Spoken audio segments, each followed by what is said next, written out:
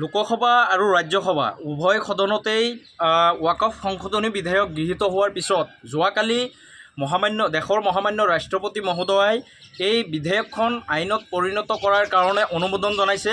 আমি ইয়াক অত্যন্ত গৰিহণা জনাইছোঁ, নিন্দা জনাইছোঁ আৰু এই আইনখনৰ আমি তীব্ৰ বিৰোধিতা জনাইছোঁ। অসম সংখ্যালঘু সংগ্ৰাম পৰিষদে লোকসভাত যিদিনাখন এই বিধেয়কখন উত্থাপন হৈছিলে, আমি সেইদিনাই সমগ্ৰ দেশৰ লগতে আমি অসমতো অসম সংখ্যালঘু সংগ্ৰাম পৰিষদে সেই বিধেয়কৰ প্ৰতিলিপি দাহ কৰি আমি কাৰ্যসূচী লৈছিলোঁ। কিন্তু গোটেই দেশৰ আন্দোলনক গুৰুত্ব নিদি ৰাষ্ট্ৰপতি মহোদয়াই যোৱাকালি সেই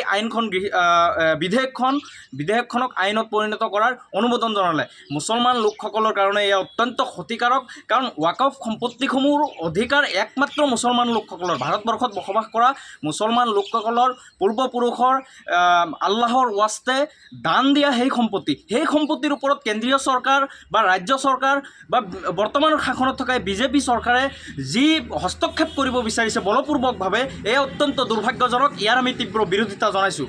তাৰ লগতে আমি আশা কৰিছিলোঁ যে কিং মেকাৰ নীতিশ কুমাৰ আৰু চন্দ্ৰবাবু নাইডু যিহেতু কেন্দ্ৰীয় চৰকাৰৰ অংশীদাৰত আছে, আমি আশা কৰিছিলোঁ যে তেওঁলোকে মুছলমানৰ পক্ষ ল'ব। কিন্তু অত্যন্ত দুৰ্ভাগ্যজনক যে এই দুয়োগৰাকী নেতাই অতি চতুৰলীৰে কেন্দ্ৰীয় চৰকাৰৰ সেই বিধেয়কখনক তেওঁলোকেও সমৰ্থন জনালে। এয়া অত্যন্ত দুৰ্ভাগ্যজনক আৰু নীতিশ কুমাৰ চন্দ্ৰবাবু নাইডুৰ নাম ভাৰতবৰ্ষৰ ইতিহাসৰ পাতত চৰম পৰ্যায়ৰ গাদ্দাৰ হিচাপে চিহ্নিত হৈ থাকিব। আমি অসম সংখ্যালঘু সংগ্ৰাম পৰিষদে অসমৰ বিভিন্ন জিলাত ইতিমধ্যে আমি আন্দোলনৰ কাৰ্যসূচীসমূহ ঘোষণা কৰিছোঁ যে এই আইনখন আমি কোনো কাৰণতে মানি নলওঁ।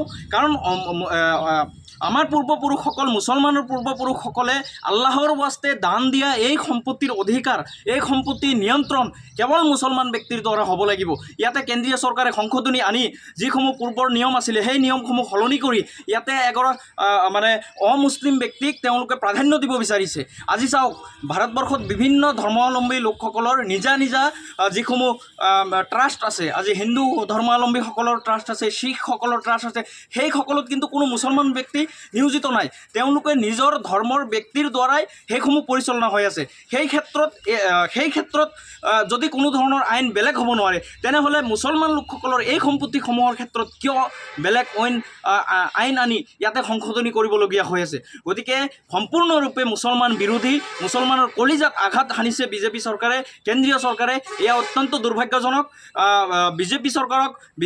কেন্দ্ৰীয় চৰকাৰক অনুৰোধ জনাইছোঁ যে অতি সোনকালেই এই আইনখন আপোনালোকে বাতিল কৰিব লাগে। কাৰণ মুছলমানৰ ওপৰত এটাৰ পিছত এটা বিজেপি চৰকাৰ শাসনত অহাৰ পিছৰ পৰাই আপোনালোকে লক্ষ্য কৰিব যে এটাৰ পিছত এটাকৈ বলপূৰ্বকভাৱে মুছলমান লোকসকলক হাৰাশাস্তি কৰা হৈ আছে।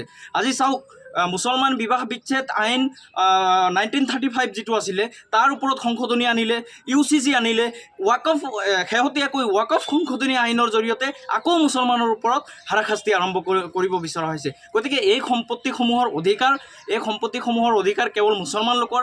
ইয়াতে কোনো ধৰণৰ কেন্দ্ৰীয় চৰকাৰৰ হস্তক্ষেপ কৰিব নোৱাৰে। জোৰ জবৰদস্তি এটা আইন বনালেই আমি কিন্তু এই আইনক কেতিয়াও আমি সমৰ্থন নকৰোঁ। ইয়াৰ লগতে হয়, চৰকাৰে যদি বিচাৰিছে ৱাকফ সম্পত্তিসমূহ ক'ত কেনেদৰে পৰিচালিত হৈ আছে তাৰ ওপৰত নজৰ ৰাখক। যদি ক'ৰবাত বেদখল হৈ আছে, কোনোবাই ব্যক্তিগত লাভালাভৰ কাৰণে ব্যৱহাৰ কৰি আছে, সেই ক্ষেত্ৰত তেওঁলোকে ব্যৱস্থা আনক। কিন্তু সম্পূৰ্ণ এই গোটেই প্ৰক্ৰিয়াটোক এটা আইন বনাই কেন্দ্ৰীয় চৰকাৰৰ হস্তক্ষেপত নিব বিচাৰিছে, মুছলমান লোকসকলক ইয়াৰ পৰা বাহিৰ কৰি দিব বিচৰা হৈছে। গতিকে এই ক্ষেত্ৰত আমাৰ যথেষ্ট আপত্তি আছে। আমি এই আইনখন তেওঁলোকে গৃহীত কৰিলেও, তেওঁলোকে আইনত পৰিণত কৰিলেও আমি কিন্তু মুছলমানে মানি নল'ম। তাৰ লগতে আমি অসম সংখ্যালঘু সংগ্ৰাম পৰিষদে স্পষ্ট কৰি দিব বিচাৰিছোঁ যে এই আইন বিৰোধী যিমানখিনি আন্দোলন অসমতে হওক বা ভাৰতবৰ্ষৰ অন্যান্য ৰাজ্যসমূহত হওক, গোটেই আন্দোলনসমূহক আমাৰ পূৰ্ণ পৰ্যায়ৰ সমৰ্থন থাকিব। আমি ইতিমধ্যে সিদ্ধান্ত গ্ৰহণ কৰিছোঁ যে আইনী প্ৰক্ৰিয়াৰে আমি এই আইনখনৰ বিৰুদ্ধে আমি যুঁজ অব্যাহত ৰাখিম। আমি উচ্চতম ন্যায়ালয়ৰ দ্বাৰস্থ হ'ম। জিলাই প্ৰতিবাদ হ'ব। আমাৰ বিভিন্ন পৰ্যায়ৰ প্ৰতিবাদসমূহ আৰম্ভ হ'ব।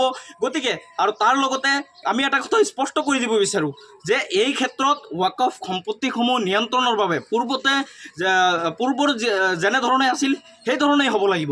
ইয়াতে যিসমূহ ৱাকফ সম্পত্তিৰ কাৰণে বিভিন্ন সময়ত বিবাদ নিষ্পত্তিৰ ক্ষেত্ৰত গোচৰসমূহ উঠে, ৱাকফ ন্যায়াধীকৰণৰ দ্বাৰা নিয়ন্ত্ৰণ হয় বা ৱাকফ ন্যায়াধীকৰণত আপোনাৰ এই গোচৰ বিবাদসমূহ নিষ্পত্তি কৰা হয়। কিন্তু এই ক্ষেত্ৰত আমি দেখা পাইছোঁ যে এই ৱাকফ নিয়ন্ত্ৰণ যি ন্যায়াধিকৰণ পৰিষদ আছে তাক আঁতৰাই কেন্দ্ৰীয় চৰকাৰৰ দ্বাৰা নতুনকৈ তেওঁলোকে মানে নিয়ন্ত্ৰণ গোচৰসমূহ নিষ্পত্তিৰ বাবে এটা সংশোধনী আনিছে। গতিকে এই ক্ষেত্ৰত আমাৰ যথেষ্ট আপত্তি আছে। আমি অসম সংখ্যালঘু সংগ্ৰাম পৰিষদে বিভিন্ন দল সংগঠনে গোটেই দেশৰ মুছলমান সমাজে এই আইন তেওঁলোকে গৃহীত কৰিলেও আমি কোনোপধ্যেই মানি নল'ম। যিকোনো পৰ্যায়ৰ আন্দোলন কৰিবলৈ আমি সাজু আছোঁ আৰু ইয়াৰ বাবে এই যিসমূহ দেশত আন্দোলনৰ ফলত ভয়াৱহ পৰিস্থিতি হ'ব তাৰ বাবে কেন্দ্ৰীয় চৰকাৰ জগৰীয়া থাকিব।